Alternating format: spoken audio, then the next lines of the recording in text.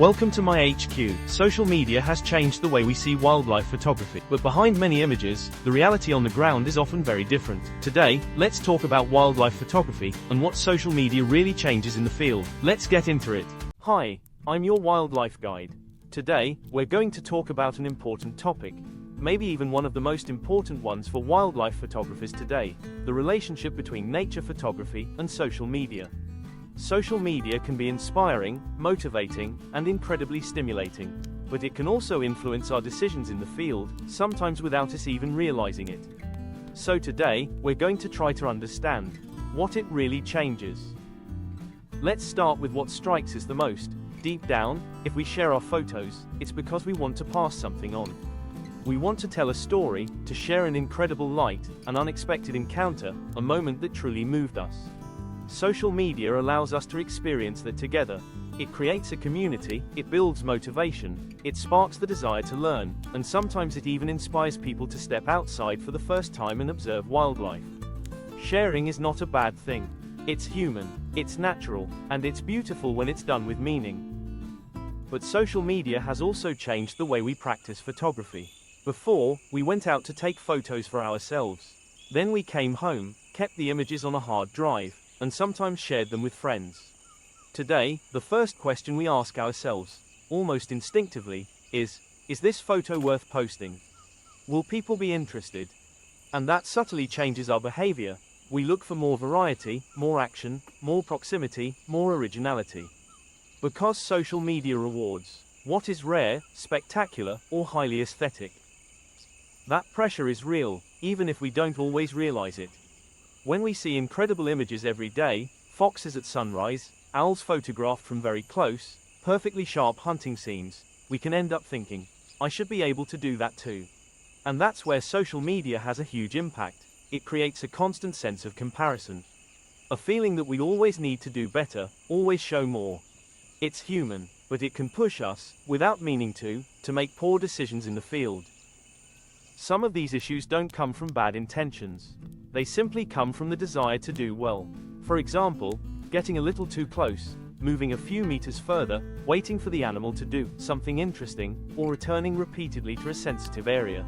These are common behaviors, and we've all been there. But over time, these small repeated actions can have a real impact on animals. And then there are far more serious issues. The ones we sometimes see circulating, and that raise real concerns: baiting, playback calls, staged scenes, or attempts to push an animal into adopting photogenic behavior. We're not going to open a big debate here, but one thing needs to be acknowledged. If these practices exist, it's often because social media rewards images that are rare, fast, spectacular, or taken from very close range. This system pushes some photographers to cross boundaries, sometimes without even realizing it. When an animal flees because of us, it's never neutral. Even a short escape is always an energy cost. In winter, that cost can become enormous. For some species, a single escape can be enough to compromise the survival of a young animal, or to cause the abandonment of an area that was otherwise rich in food. Repeated stress is almost never visible in our photos, but its consequences are very real. And sometimes, those consequences are irreversible. Some species are far more sensitive than others. Grouse, mountain hares, stoats, ground nesting birds, raptors during the breeding season, and deer in winter. These are animals that already live at the edge of their energy reserves. In winter, every movement matters. Every escape costs energy, and that energy is not something they have to spare. For some species, a single disturbance can be enough to compromise a breeding attempt, to cause the abandonment of a site, or to put a young animal at risk. Sometimes without noise, without any visible sign. And on social media, we often forget that. We see a beautiful image, a rare moment, a spectacular scene, but we don't see what happens afterward. Behind some photos, there is an animal that isn't running for the image. It's running because it's simply trying to survive. Social media doesn't only affect animals. It affects us too. Constant comparison can create frustration, stress, or a form of fatigue. We sometimes end up believing that what we do is never good enough, not rare enough, not close enough, not spectacular enough. By constantly looking at what others are doing, we forget why we went out into the field in the first place. We stop looking at nature. We start looking at results. The truth is, real beauty is not found in performance. It can't be measured in likes, shares, or views. It's found in the encounter itself. In an animal that continues its life without even noticing you. In a simple moment, calm, authentic. And often, it's those moments, invisible to social media, that stay with us the longest. To return to a more ethical and more peaceful approach, it often comes down to simple principles. Observe before you photograph. Take the time to understand what's happening in front of you. Read the behavior, listen to the landscape. Move slowly, in a predictable way, without sudden movements. And above all, never follow an animal. An animal that is being followed is an animal under pressure. A respected animal is an animal that stays. And then there's distance. The right distance is the one where the animal continues its life as if you weren't there. It feeds, it moves, it interacts. You don't need to be close to experience something incredible. Often, the most beautiful encounters are the ones where the animal never even noticed you. Another essential rule is protecting locations. A simple valley name, a precise spot, or a location shared in a story can attract dozens of people to a fragile area. What was once quiet becomes crowded. What was once discreet becomes exposed. And animals have no way to adapt that quickly. On social media, silence is part of ethics. Not showing everything, not saying everything, keeping certain places off screen. Protecting a place is not being selfish. It's protecting the animals that live there. Social media often shows the rarest images, the closest shots, the most perfect moments. But that's not what wildlife photography truly is. It's not a race for spectacle. It's not a competition of proximity or performance. True beauty is an animal in its environment. Calm, peaceful, where it belongs. Without forced action, without visible tension. It's a distant gaze, a natural movement, a simple moment that doesn't need to explain anything. And that's something we can choose to show.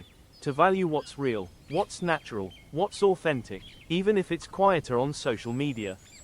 Because those are often the images that carry the most meaning. And then there's a point that we rarely talk about. On social media, we never see the context. We don't know whether the photo was taken in the wild, in a wildlife park, at a feeding site, or in a place where animals are already used to humans. We only see an image, often a beautiful image, but impossible to place, impossible to reconnect to the reality of the field.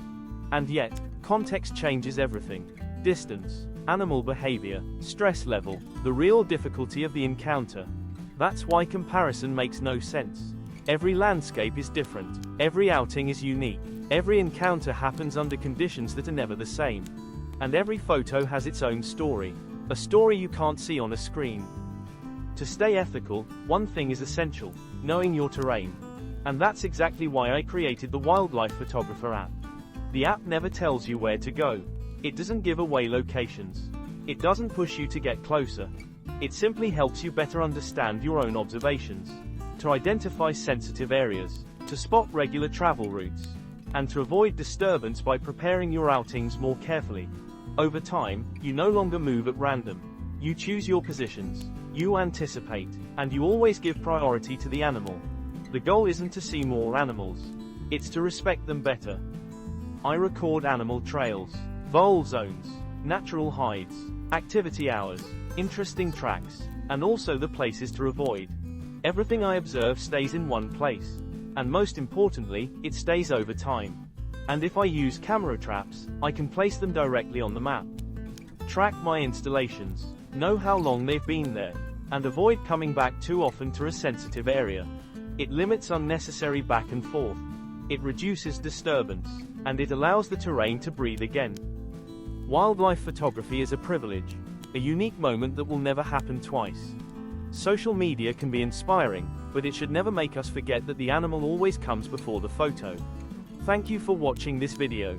If this topic resonates with you, like the video, subscribe, and tell me in the comments how you keep your practice ethical in the field.